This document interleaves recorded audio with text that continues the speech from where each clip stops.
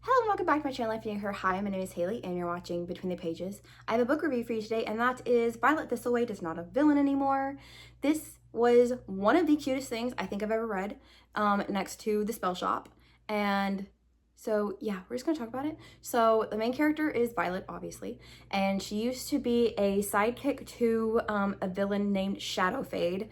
And after Shadowfade's death, she escapes Shadowfade Castle, I think is what it's called. I can't remember what the castle name is, but where she used to live with him.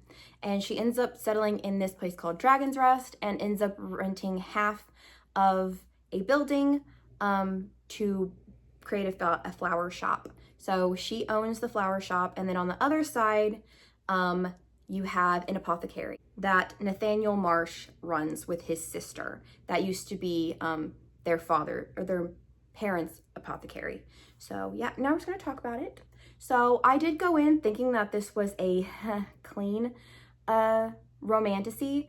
I would say that it's not clean, but it's not really explicit either. Because even when you get to like the kind of like one and only like really big spice scene, it doesn't use erotic language, so it's not like ACOTAR, but it's also not fade to black or closed door. So I would definitely say this is like maybe about a 2, at least in my book. I don't know what it was on Alcrate's spice scale, but I would say it's firmly at a 2 for me.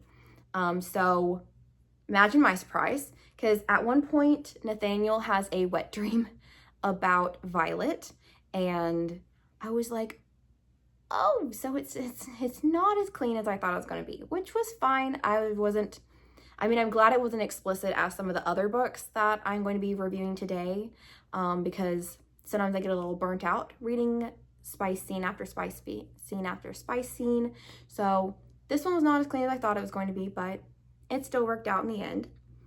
They find a puppy, and I was like, oh, how very rom-com. So I thought that was cute. And then they both have chalkboard signs that they put out in front of their shop every day, and they kind of like banter using them, and it's like the cutest thing ever. And I was like, I am really digging this. I love this so much.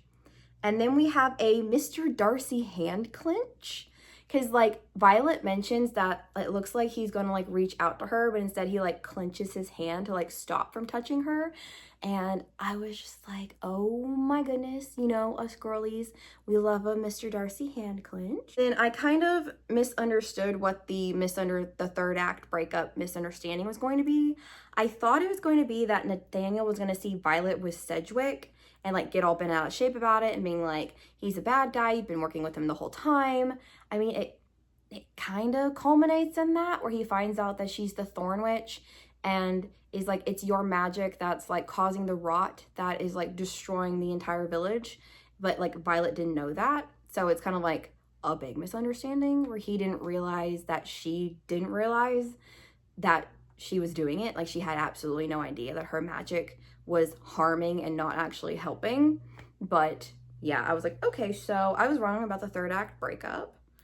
And then Sedgwick is basically trying to get revenge on Violet, because Violet was Shadowfade's favorite and Sedgwick like wanted to be like his second in command, but Violet was kind of like a pseudo daughter to Shadowfade, and I was like, he's just doing all of this to get revenge on her. And then we are getting a sequel, and I am so excited.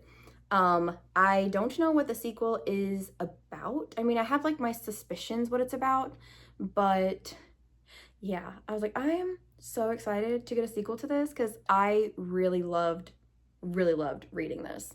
So yeah, that was just my little review for Violet Thistlewaite is Not a Villain Anymore, and I will see you guys later.